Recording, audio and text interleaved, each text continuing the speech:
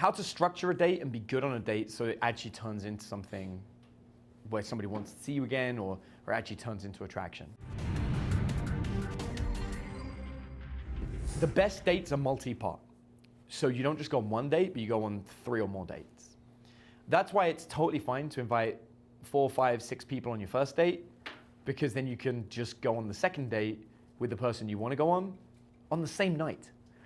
So when me and Brooke went to go and do the acting together, there was a crew of about 15 people with us. But that evening, when the whole crew went to dinner, me and Brooke went to dinner alone. So the key is, it's absolutely fine to invite somebody on a date with other people, but be aware that a date can have multi-parts, and the first part can be a group event, and the second part can be more intimate. Also, you really want to find a date structure that works for you and stick with it. Dinner and a movie is potentially the worst date you could ever go on. And I'll explain why dinner and a movie sucks. First of all, dinner sucks because you're trying to have a conversation while eating a meal at the same time. That's a very awkward thing to do. After dinner, if you get through that awkwardness and you finally have a good conversation, you're not going to go and sit in a dark room and not communicate. What is much better than dinner and a movie is a movie then dinner. You go to watch a movie first, sit in a dark room in silence, and actually enjoy the film. And then afterwards, you have plenty to talk about while you're eating food, because you can talk about the movie.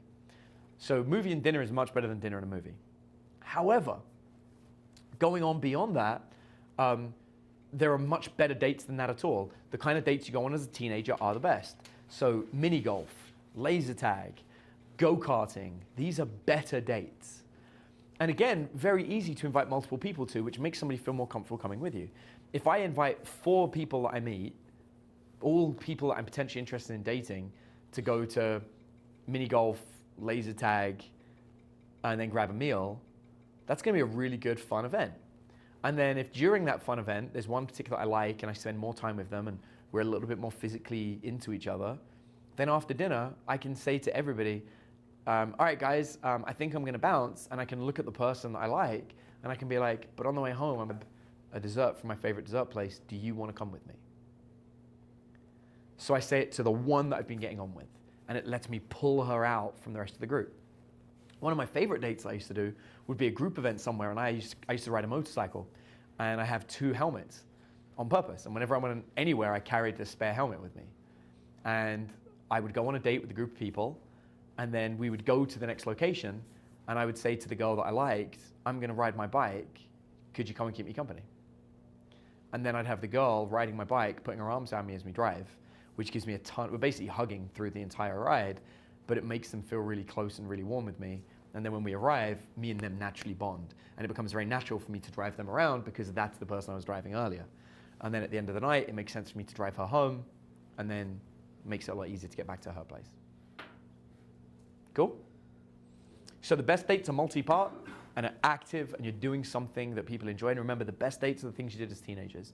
Activities are a lot better than just sitting down and, than passive things. We sit and watch a movie and eat a meal.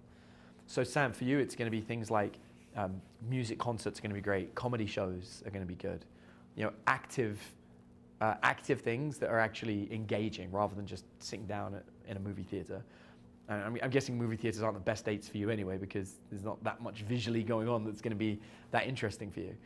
So, but like going to a comedy show or going to a music concert is going to be much more interactive for you, because again, that's people, they don't tend to fixate on the show.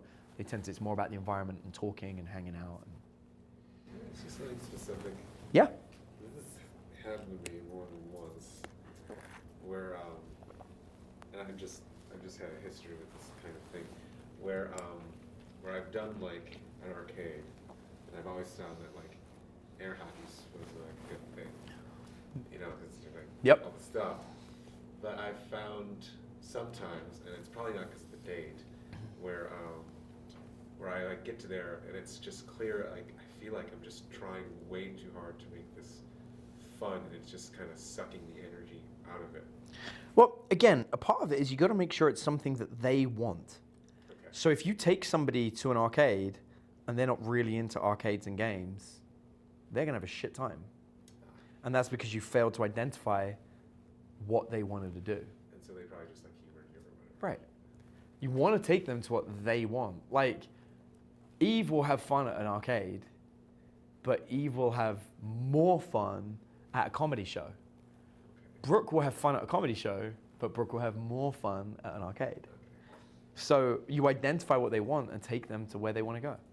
That's up to us to figure out. Right. Okay. Whereas Brooke wasn't really into Nerf War. It was fine, but Eve loved it. Like, the indoor Nerf War arena was like Eve's jam. Like, she bought the biggest gun they had and walked in and just shot kids in the face and just found it hysterical. Alright, so then the secret is not so much trying to like make whatever date you chose great. You need to that need to have been figured out before you ever got. Correct. You have to find the right date. You want people to be going on dates that they want to do.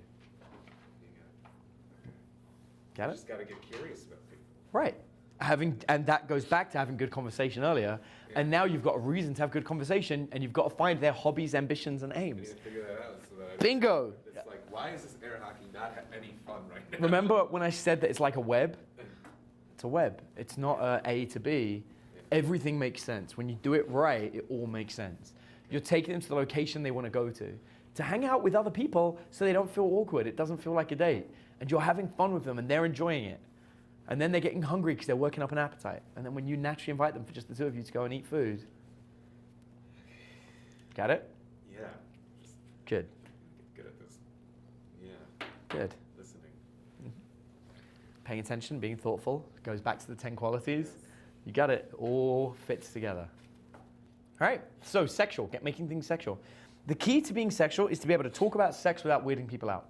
So it's about talking about sex in the third person, talking about situations that are sexual without making somebody feel like you're trying to sex them. For me, it's all about making sex an everyday part of conversation. If I can have a chat about eating food, it should be the same about sex. Sex is a function that is a normal human function, and I should be able to discuss it in a way that makes somebody feel like it's completely normal. No different to eating, drinking, sleeping, sex. It's one of those things. So the key to bringing up sex and making somebody feel comfortable about sex is to do that. All right, what was the first time you had sex that was good that you can remember? What was that like? Where was the worst kiss you've ever had? Do you remember that guy? Isn't it weird? We can always remember the worst kiss. You struggle to remember the good ones, but you always remember the bad ones. So how do you transition into that? Really, like throwing it into a regular conversation as if it was nothing. It's like what's the best pizza you've ever had? Yeah. I mean, when 'Cause you you- think about, oh my God, what I have to be able to, where does the conversation have to be before I can ask them where was the best pizza you ever had? Yeah, Right? this is being anywhere. You Right. could throw that in Because anywhere. you've got to normalize it, which means you do have to just throw it in. But So just any dead air area, just random question land. That's the random question. dead area is a problem. Well, not dead. No, it's important. Saying dead area assumes the conversation's already declining and now you're going to bring sex up. That's bad. No, we want to bring it in naturally in a regular conversation after we've identified all the things we should have identified up to this point. So realistically, when are we doing this? On a date. So we have already had a good conversation, had a good interaction. I know their hobbies, their dreams, their ambitions, their goals. I know a lot about this person. We've laughed, we've joked, we've set up a date, and we've gone on the date. While we've hung out with a bunch of other people on the first half of the date, we didn't talk about sex, but we had a good time, and we laughed and joked, and we were physical with each other. Meaning, we were maybe linking arms, or I put my arm around them, or I high-fived them. I did physical touch. Nothing sexual, but polite things, like, but physical. And now, we're going to grab a meal together, just the two of us. And now we're sitting down at the meal, we've ordered our food, and I'm like, can you remember like the worst kiss you've ever had? That's a good question. Got it? Yeah. Now it's normal, it's natural, and we're naturally leading. And everything is an escalation, everything. So my physical touch is an escalation, my conversation is an escalation, everything. So that means when I first bring up the concept of sex, I'm going to start with kiss. Then I'm going to move to maybe virginity. Then I'm going to move to sex. Then I'm going to move to crazy sex. So an example of the same question 4 times in a row, escalating. What was your first kiss like? What was it like when you first lost your virginity? What was it like when you first had good sex? What was it like when you first experimented and tried something different? That would be the same question 4 times, but escalating. Now, I don't have to ask the same question 4 times, but it's just a good way of showing you what an escalation looks like. Physical escalation starts with physical touch. So start with a high five, might move to a handshake, might move to a side hug, might move to a full hug, might move to a kiss on the cheek, kiss on the forehead, kiss on the lips, hugging fully and embrace, hand to the small of the back, hand to the buttocks, hand to the thighs, hand to the buttocks, hand to the genitals. Sex. Got it? It's always an escalation. And it always starts at the beginning of an interaction and escalates evenly all the way through. So the touch starts at the beginning. The very beginning. Sex talk. Sex talk starts during a date. You have to normalize sex, you have to normalize touching people. Yep. Right. What if a girl shuts you down? In what way? And why would she shut you down? Because she's not ready. Then you did it too early and you should have done it later and you didn't escalate correctly. One of the biggest mistakes that people make is they'll ask a question like the one you just did. They'll say something like, what if this extreme event happens? That extreme event will always be triggered by something that made sense. So the real question is, why would that happen? And once we identify the why, we've automatically registered what should have been done instead. Anyone who's come on a date and is willing to enter into a date-like environment where we're talking about sex will be more likely to be okay with having sex. See what I mean? There's a difference where if I'm like, hey, if we go on a date together, are we gonna have sex tonight? That's definitely gonna fail every time. If, on the other hand, we're on a date and we're laughing and joking and talking about sex, sex is probably going to happen. Because it's things people have thought about and they want to talk about and it's funny. And we're talking about sex in a very normal, natural way. So in some ways, it's like some like radio talk show hosts that say the things that people always think but never say. And people just love to listen to it. That is exactly it. And they're having a good conversation. It makes them feel comfortable talking to you and laughing with you and joking.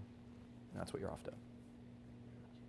So the thing that makes someone seem creepy when they go sexual is when the other person perceives that that person is trying to get them into bed. Right.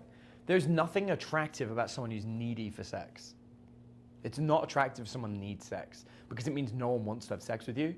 So that means you're not a good option to have sex with.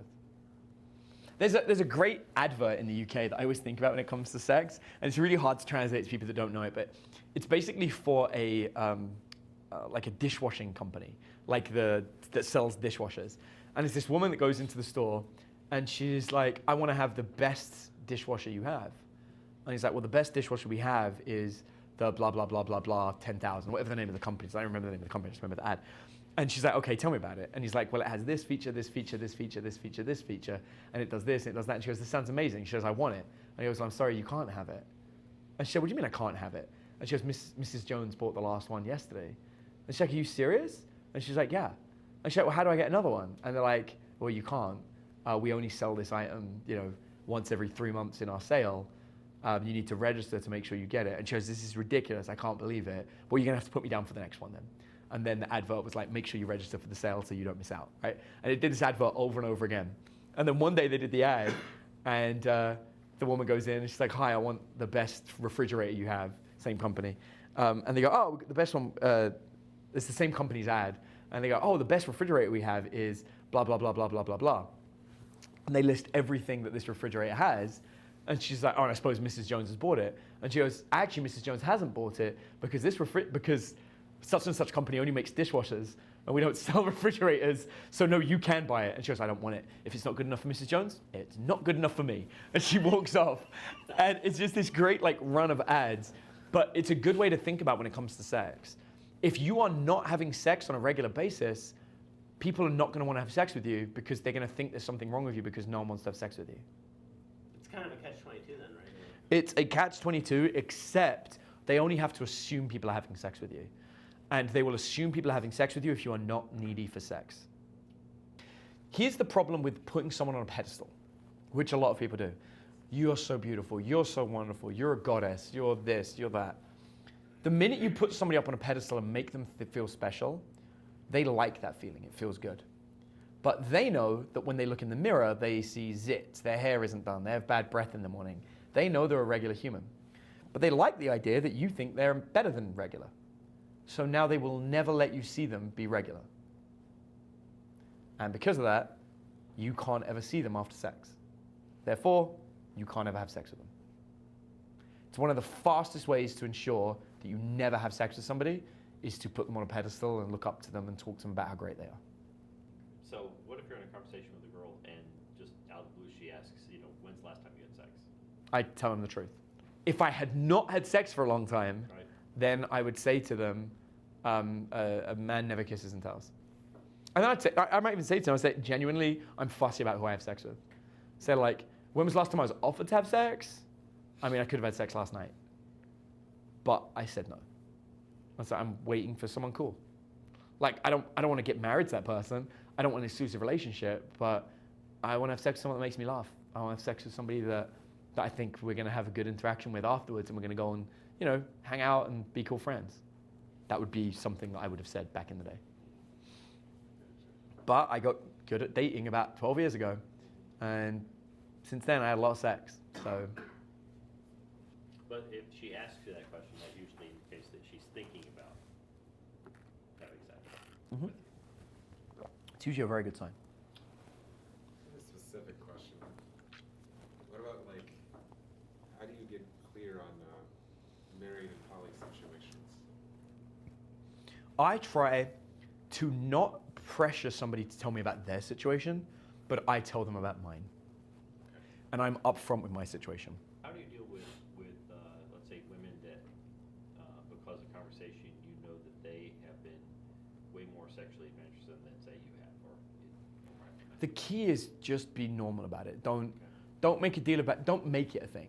And if they're like, oh yeah, I like this, that, and the other, talk about the experience you have had with it in a positive and not negative way and not a degrading way. So basically, don't be judgmental. Yeah, don't be judgmental. And also you don't need to be curious about it, or don't look at them as the gateway to it. Just be cool with it. Relate where you can and be chill about it. Cool? Any other questions about any of this? You stress a lot of building rapport and stuff. Are there key points to break rapport? Everything I'm doing right now is breaking rapport. Sexual breaks. Sexual escalation breaks rapport. Hardcore. Right now, what do you mean right now? Everything I'm discussing in this section Oh, sorry. is going to break rapport and is when you should be doing it. You build rapport only when you first meet them, and then when you're in an interaction where you're actually interacting with each other, it's going somewhere, you break. And also you break rapport once you have rapport always as well. It's like a default thing you want to do. Once I get rapport with somebody, I try and break it a bit. So first you build comfort, and then you build tension. Bingo. And you alternate between the two. Don't stay in one, ever. If you just build comfort, they'll get bored of you. Even now, I'm 7 years into my relationship, I still have to build tension. Actually, it's funny, I was talking to Ryan about it the other day. Eve had the worst day in a very long time the other day. And so I was hanging out with Ryan, and Eve was in full-on, the world was collapsing mode. And she needed me to be home with our rental car by 4 o'clock. And I was on schedule to be home at 3:30 with the rental car, and I'd bought her favorite coffee, and I bought her favorite snacks because I knew how bad her day was. So naturally, she texted me at 3:30 and was like, hey, or 3:20, hey, I just want to make sure you're still going to be on time for 4 o'clock. I know that you're out and about with your friends. I don't want you to lose track of time. I was like, 4, you mean 6:30, right? And she's like, what? I was like, we said 6:30, I had to be back by 6:30 for dinner. She goes, no, we're going to dinner at 6:30, but you had to be back at 4 because of blah, blah, blah, blah, blah. I was like, oh my God, I feel so bad. I've scheduled it. I'm not back till 6:30, babe, I'm sorry. And then I see her start writing this long message, and then I just take a picture and I Snapchat. I snap the picture of me at the Starbucks next door to our hotel. And I was like, baby, I am kidding.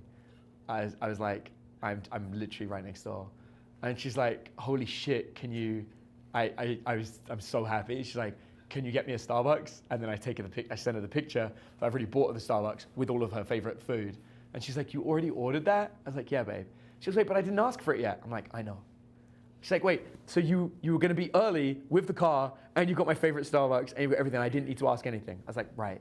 She goes, it's so nice knowing you've always got my back. And that was the right moment to break rapport. I broke rapport at the time when her life was collapsing. That was the right time to do it. It's to make her think it was that much worse. Push her off the cliff. And then pull her back. And then show her that there was no cliff. Yeah. And everything's okay. But yeah. So you want to be breaking rapport all the time, no matter how long you've been in a relationship. Especially when there's bad times going on. It's the best time to do it.